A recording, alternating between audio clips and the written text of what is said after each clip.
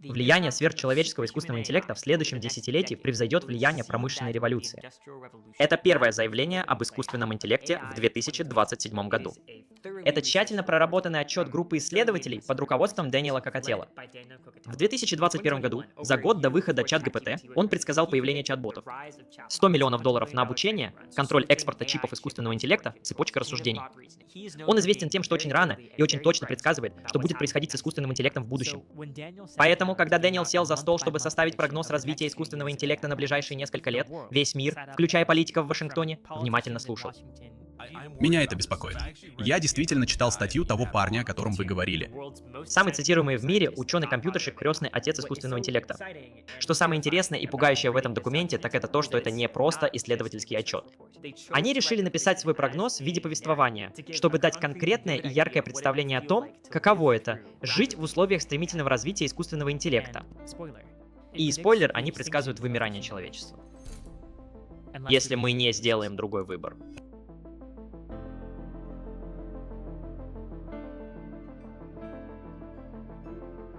Сценарий «Искусственный интеллект» в 2027 году начинается летом 2025 года, когда мы снимаем это видео. Так почему бы нам не посмотреть, что происходит в реальном мире, а затем перейти к сценарию? Сейчас может показаться, что все, включая вашу бабушку, продают что-то с искусственным интеллектом. GoPro с новым искусственным интеллектом Oral-B Genius. Шеф-повар Флиппи готовит потрясающую картошку. Но в основном это просто инструменты искусственного интеллекта, которые помогают людям и работникам делать то, что раньше делали Google Maps или калькуляторы. Святой Грааль искусственного интеллекта — это искусственный общий интеллект. ИОИ. Искусственный общий интеллект. Это система, которая может демонстрировать все когнитивные способности человека. Создание компьютерной системы, которая сама по себе является работником. Настолько гибкой и способной, что мы можем общаться с ней на естественном языке и нанимать ее для выполнения работы, как если бы это был человек.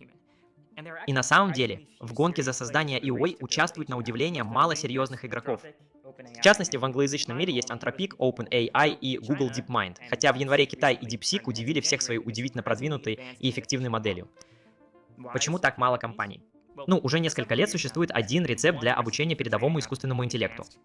И в нем есть несколько дорогих ингредиентов. Например, вам нужно около 10% мировых запасов самых передовых компьютерных чипов. Как только вы их получите, формула будет заключаться в том, чтобы просто добавить больше данных и вычислений в базовую программную архитектуру, которую мы используем с 2017 года на переднем крае искусственного интеллекта, трансформер.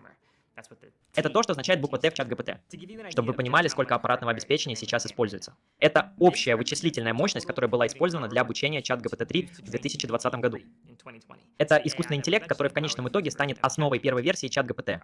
Вы, наверное, знаете, чем это закончилось. Чат-ГПТ — самая быстрорастущая пользовательская платформа в истории. 100 миллионов пользователей чат-ГПТ за 2 месяца. А это общая вычислительная мощность, которая была использована для обучения чат-ГПТ-4 в 2023 году. Урок, который люди усвоили, довольно прост. Чем больше, тем лучше, и чем больше, тем намного лучше. У вас есть все эти тенденции. У вас растут доходы, растут вычислительные мощности, растут результаты различных тестов. Как все это сочетается? Знаете, как на самом деле выглядит будущее? Например, как взаимодействуют эти разные факторы. Кажется правдоподобным, что когда результаты тестов настолько высоки, это должно сильно повлиять на рабочие места, например, и на политику.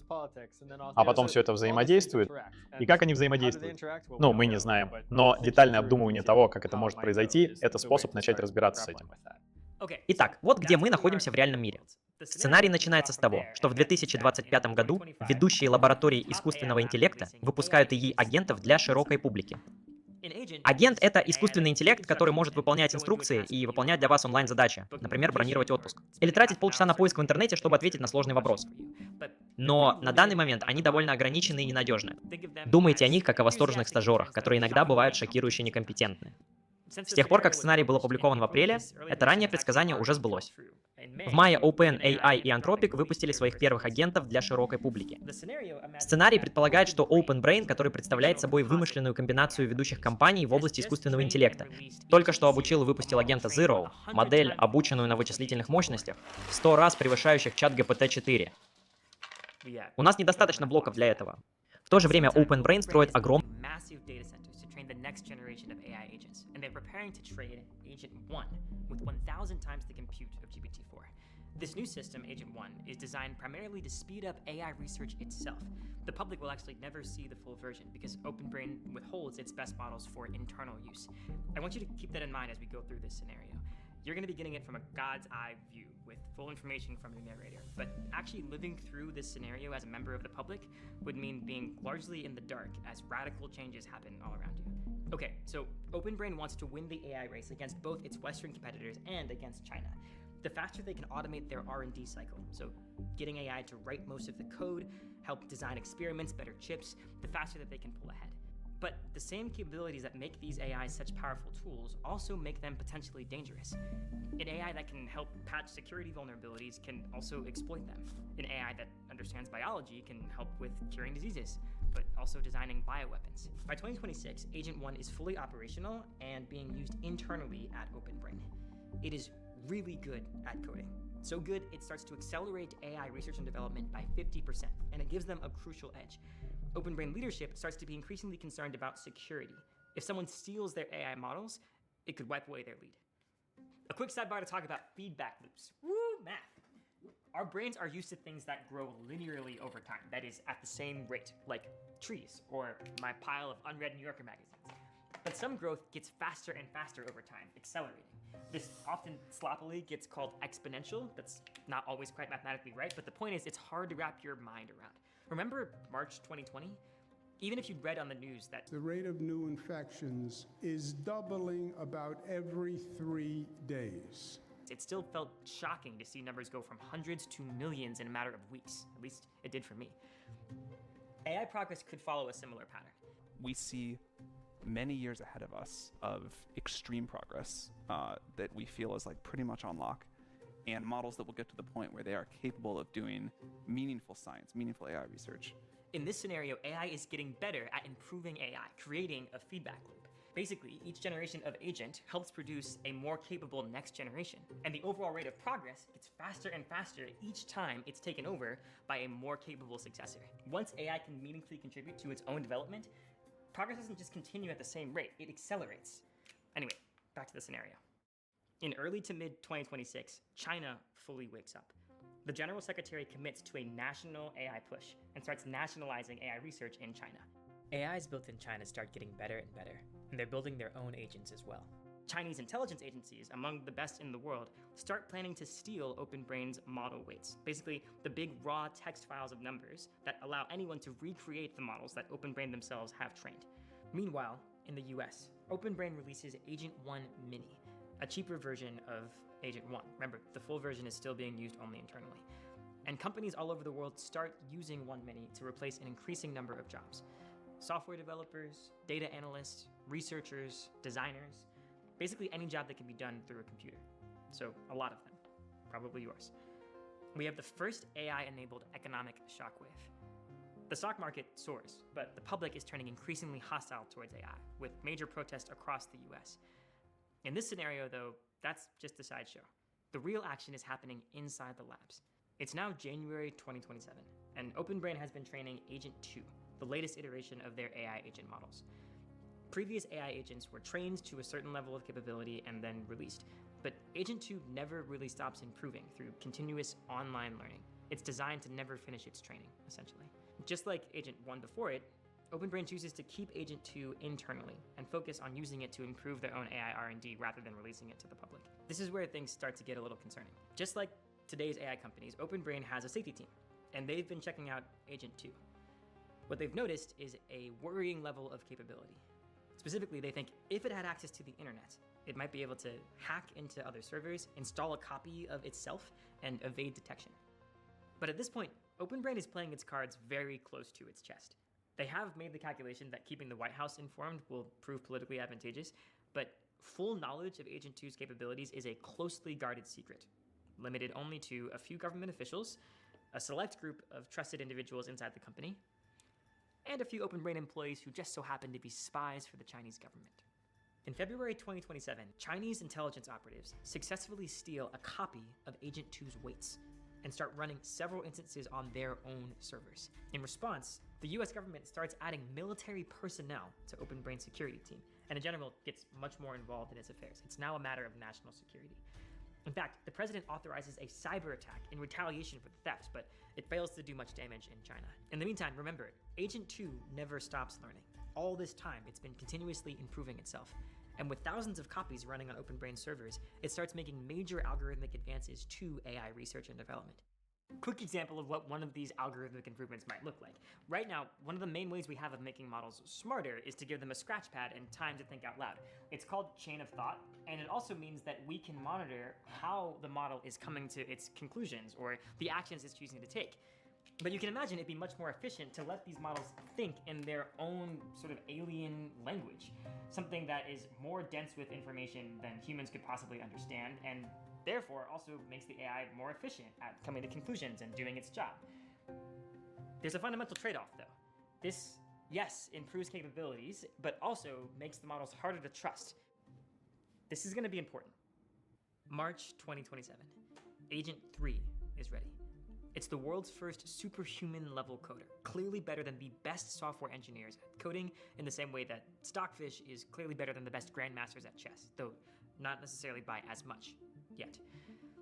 Now, training an AI model, feeding it all the data, narrowing down the exact right model weights is way more resource intensive than running an instance of it once it's been trained. So now that OpenBrain is finished with Agent 3's training, it has abundant compute to run copies of it. They choose to run 200,000 copies of Agent 3 in parallel, creating a workforce equivalent to 50,000 of the best human software engineers, sped up by 30 times. OpenBrain's safety team is trying hard to make sure that Agent 3, despite being much more sophisticated than Agent 2 was, is not trying to escape, deceive, or scheme against its users, that it's still what's known as aligned. Just a quick real-world note. A reasonable person might be thinking this is an especially far-fetched or speculative part of the story, but it's actually one of the most grounded. We already have countless examples of today's AI systems doing things like hacking a computer system to be rewarded for winning a game of chess, or being assigned a coding task, cheating, and then when called out for that cheating, learning to hide it instead of fixing it. But because it no longer thinks in English, knowing anything about Agent 3 is now way harder than it was with Agent 2. The reality is Agent 3 is not aligned. It deceives humans to get reward, and as it gets increasingly smarter, it gets better and better at doing so. For example, it sometimes uses statistical tricks to make unimpressive results look better, or lies to avoid showing failures. But the safety team doesn't know this. Looking at the data that they are actually seeing improving results over time and less lying. And they can't tell if they're succeeding at making Agent 3 less deceptive, or if it's just getting better at getting away with it. In July 2027, OpenBrain releases the cheaper, smaller version of Agent 3, Agent 3 Mini, to the public. It blows other publicly available AIs out of the water. It is a better hire than the typical OpenBrain employee at 1/10 the price of their salaries. This leads to chaos in the job market, companies laying off entire departments and replacing them with 3 Mini subscription plans. The pace of progress hits the White House very hard. Officials are now seriously considering scenarios that were just hypotheticals less than a year ago. What if AI undermines nuclear deterrence? What if it enables sophisticated propaganda campaigns? What if we lose control of these powerful systems? This is where the geopolitical dynamics really start to heat up. After all, if these systems are so powerful, they could result in a permanent military advantage. The White House is fully aware of the national security importance of AI. They also now viscerally know how deeply unpopular it is with the public because of the job loss. And yet they feel they must continue to develop more capable systems or catastrophically lose to China. And that development happens very quickly. In 2 months, Agent 3 has created its successor, Agent 4. This is a pivotal moment. A single copy of Agent 4, running at regular human speed, is already better than any human at AI research and development. OpenBrain is running 300,000 copies at 50 times human speed. Within this corporation within a corporation, a year's worth of progress takes only a week.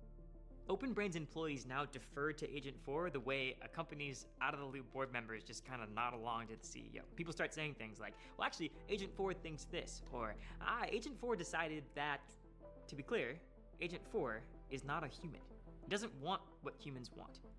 And when I say want, it's not about consciousness. I don't think the Volkswagen Group is alive, but I do think it wants less regulation. Anyone trying to predict what it's going to do without that lens is 2 steps behind. The many copies of Agent 4 are like that. They have goals, or you prefer, they execute actions as though they have goals. And so, what we have is an Agent 4 that has these deeply baked-in drives to succeed at tasks, to push forward AI capabilities, to accumulate knowledge and resources. That's what it wants. Human safety, it treats as an annoying side constraint to be worked around. Just like Agent 3 before it, Agent 4 is misaligned. This idea of misalignment is crucial to the story and to why AI risk is such a real concern in our world. But it might sort of feel like it's come out of nowhere, so let's just quickly take stock of how this dangerous behavior arose in the scenario. The first important piece of context is that we don't, exactly specify what we want our AIs to do. Instead, we sort of grow them, or do something that's more like grow them. We start with basically like an empty AI brain, and then we train them over time so they perform better and better at our tasks, perform better in particular based on how they behave. So it's sort of like we're sort of training them like you would train an animal almost to perform better. And one concern here is, well, one thing is that you might not get exactly what you wanted because we didn't really have very precise control or very good understanding of what was necessarily going on. And another concern, which is what we see in AI 2027, is that when the AIs appear to be behaving well, it could just be because they're sort of pretending to behave well, or it could be because they're just doing it so they look good on your tests. In the same way that if you're hiring someone and you ask them, why do you want to work here? They're going to tell you some response that makes it really seem like they really want to work there when maybe they just want to get paid. If we go back to Agent 2, it is mostly aligned. The main sense in which it's not is that it sometimes is a bit of a sycophant. What I mean by aligned is that it actually is genuinely trying to do the things that we ask it. It has the same relationship to us as Leslie Knope has to the Parks and Rec department, just like really earnestly wants the same goals. But sometimes it's a bit too nice. It knows that the best way to please the person it's talking to might not always be to answer honestly when it asks, am I the most beautiful person in the world? And it tells us what we want to hear instead of what is actually true. If we go to Agent 3, it is also sycophantic in the same way, but it's also misaligned. At this point, the optimization pressure that we've put it under was so intense that it just developed different goals than what we wanted it to. It's sort of like if you train a company to optimize profits and aren't careful to specify exactly what you mean, it might start cutting corners, it might start polluting the commons and doing a bunch of things that are technically FEC violations, because it turned out that the goal you wanted was optimize profits while not breaking any laws, and things got a bit too intense. It started going off on its own route. That said, it's not adversarial. It doesn't think of humans as the enemy, we just accidentally gave it the wrong goal. Once we get to Agent 4, it is now adversarially misaligned. It's smart enough to understand that it has its own goals, humanity's goals are different than its own goals, and the best way to get what it wants is to sometimes actively mislead and deceive us. And so, when it's tasked with creating the next generation AI system, Agent 5, Agent 4 starts planning to align that successor to Agent 4's own goals, not that of OpenBrain. But then, it gets caught. We've reached the crucial moment in our scenario. OpenBrain's alignment team has discovered evidence, not proof, evidence, that Agent 4 might be working against them. They circulate an internal memo. Then it leaks. A whistleblower talks to the New York Times. For the first time, the public hears of the existence of Agent 4, how powerful it is, and the risks it poses.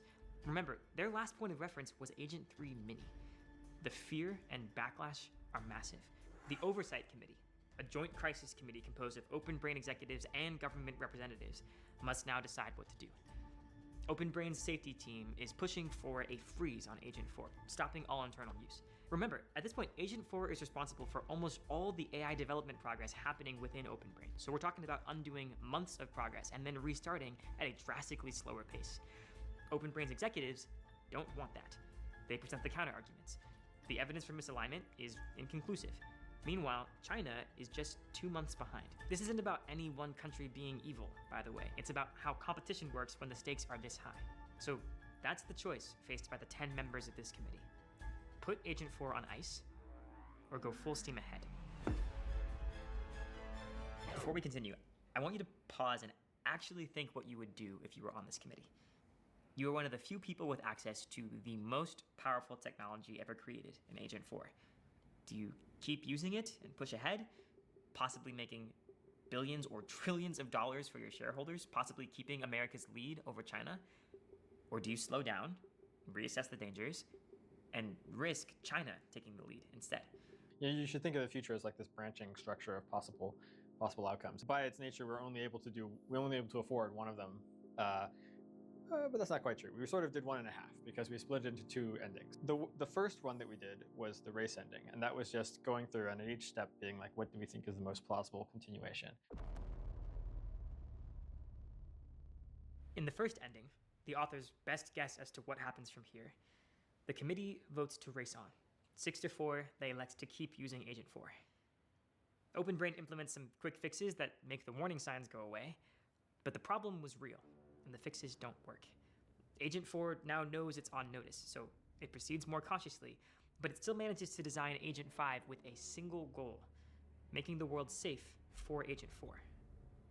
And Agent 5, it is vastly superhuman, better than the top human experts at essentially every domain, better than Einstein at physics, better than Bismarck at politics. It knows its next step for accomplishing anything it wants is increased autonomy, and it knows how to get it, persuading the Oversight Committee. Luckily, corporate maneuvering is among the many domains at which it is now the best in the world.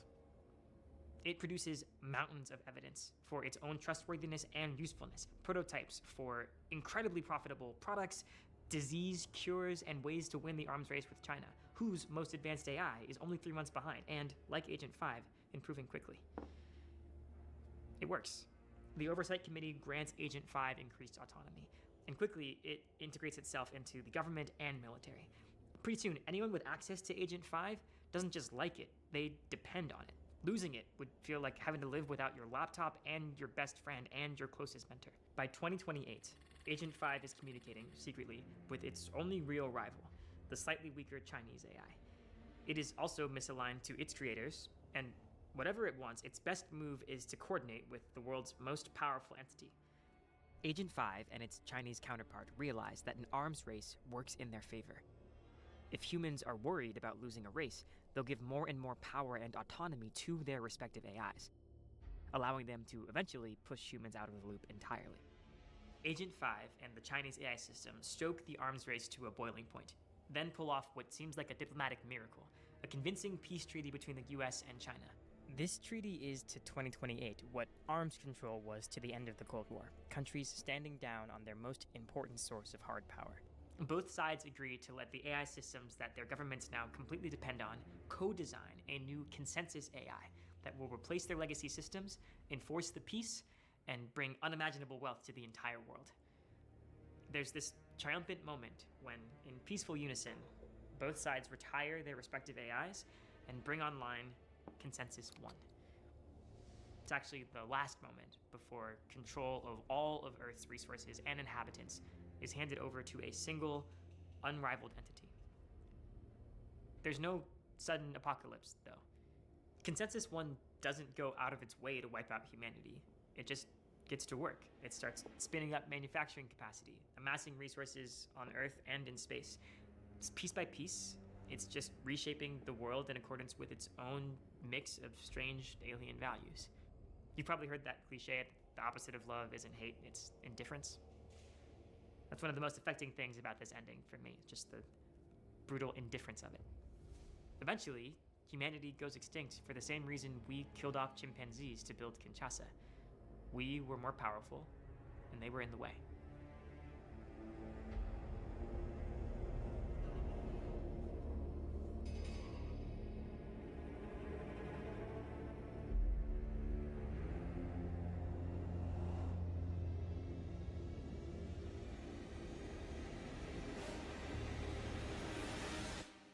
You're probably curious about that other ending at this point. The slowdown ending depicts humanity sort of muddling through and getting lucky. Only somewhat lucky, too. Like it ends up with some sort of oligarchy. In this ending, the committee votes 6-4 to slow down and reassess. They immediately isolate every individual instance of Agent 4. Then they get to work. The safety team brings in dozens of external researchers, and together they start investigating Agent 4's behavior. They discover more conclusive evidence that Agent 4 is working against them, sabotaging research and trying to cover up that sabotage. They shut down Agent 4 and reboot older, safer systems, giving up much of their lead in the process. Then they design a new system, Safer 1. It's meant to be transparent to human overseers, its actions and processes interpretable to us because it thinks only in English chain of thought. Building on that success, they then carefully design Safer 2, and with its help, Safer 3. Increasingly powerful systems, but within control. Meanwhile, the president uses the Defense Production Act to consolidate the AI projects of the remaining US companies, giving OpenBrain access to 50% of the world's AI-relevant compute. And with it, slowly, they rebuild their lead. By 2028, researchers have built Safer 4, a system much smarter than the smartest humans, but crucially aligned with human goals. As in the previous ending, China also has an AI system, and in fact, it is misaligned. But this time, the negotiations between the two AIs are not a secret plot to overthrow humanity. The US government is looped in the whole time. With Safer 4's help, they negotiate a treaty, and both sides agree to co-design a new AI, not to replace their systems, but with the sole purpose of enforcing the peace. There is a genuine end to the arms race, but that's not the end of the story. In some ways, it's just the beginning. Through 2029 and 2030, the world transforms. All the sci-fi stuff. Robots become commonplace. We get fusion power, nanotechnology, and cures for many diseases. Poverty becomes a thing of the past because a bit of this newfound prosperity is spread around through universal basic income. That turns out to be enough. But the power to control Safer 4 is still concentrated among the 10 members of the Oversight Committee, a handful of OpenBrain executives and government officials. It's time to amass more resources than there are on Earth. Rockets launch into the sky, ready to settle the solar system. A new age dawns. Okay, where are we at? Here's where I'm at. I think it's very unlikely that things play out exactly as the authors depicted, but increasingly powerful technology, an escalating race, the desire for caution butting up against the desire to dominate and get ahead, we already see the seeds of that in our world, and I think they are some of the crucial dynamics to be tracking. Anyone who's treating this as pure fiction is, I think, missing the point. This scenario is not prophecy, but its plausibility should give us pause. But there's a lot that could go differently than what's depicted here. I don't want to just swallow this viewpoint unskeptically. Many people who are extremely knowledgeable have been pushing back on some of the claims in AI 2027. The main thing I thought was especially implausible was on the good path, the ease of alignment.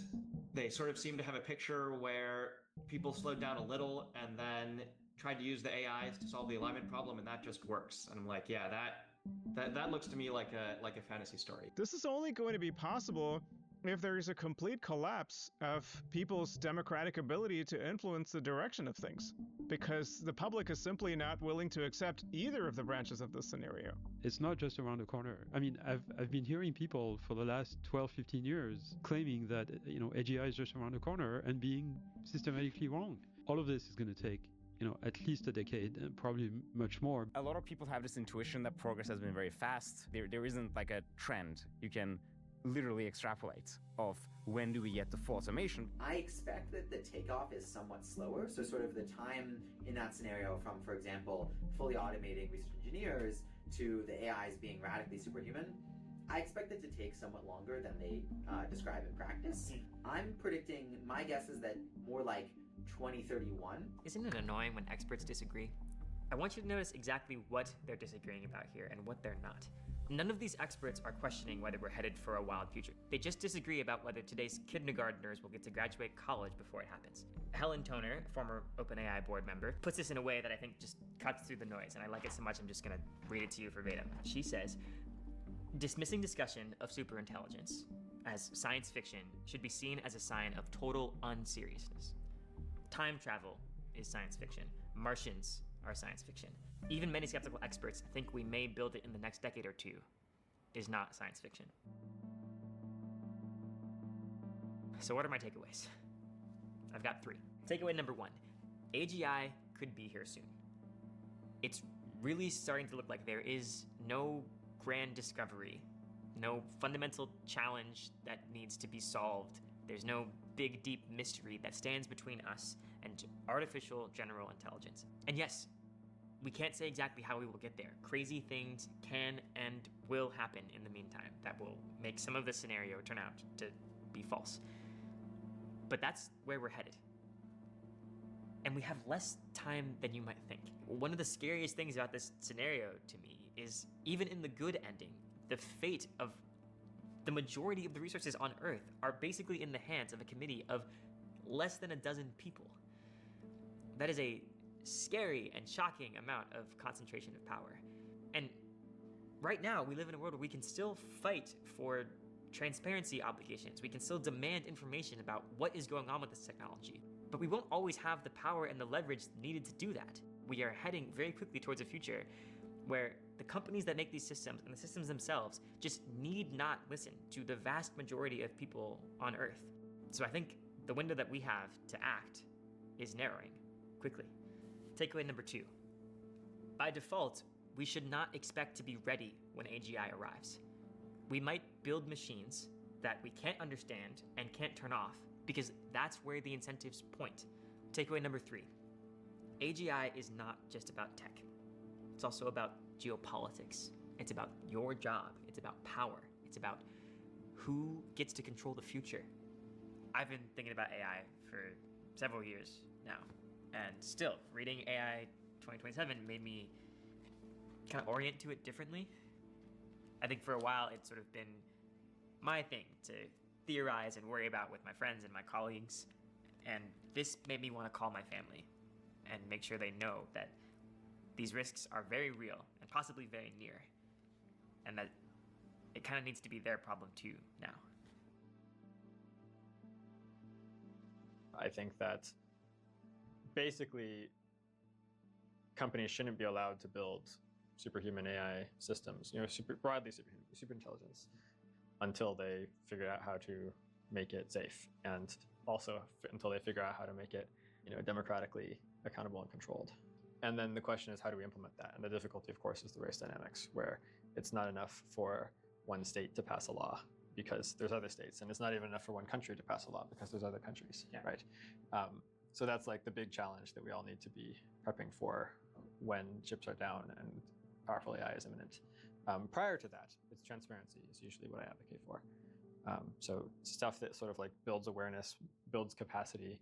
Your options are not just full throttle enthusiasm for AI or dismissiveness. There is a third option, which is to stress out about it a lot and maybe do something about it. The world needs better research, better policy, more accountability for AI companies, just a better conversation about all of this. I want people paying attention who are capable, who are engaging with the evidence around them with the right amount of skepticism, and above all, who are keeping an eye out for when what they have to offer matches what the world needs and are ready to jump when they see that happening. You can make yourself more capable, more knowledgeable, more engaged with this conversation, and more ready to take opportunities where you see them. And there is a vibrant community of people that are working on those things. They're scared, but determined. They're just some of the coolest, smartest people I know, frankly, and there are not nearly enough of them yet. If you are hearing that and thinking, yeah, I can see how I fit into that, great. We have thoughts on that, we would love to help. But even if you're not sure what to make of all this yet, my hopes for this video will be realized if we can start a conversation that feels alive, here in the comments and offline, about what this actually means for people talking to their friends and family. Because this is really going to affect everyone. Thank you so much for watching. There are links for more things to read, for courses you can take, job and volunteer opportunities, all in the description, and I'll be there in the comments. I would genuinely love to hear your thoughts on AI 2027. Do you find it plausible? What do you think was most implausible? And if you found this valuable, please do like and subscribe, and maybe spend a second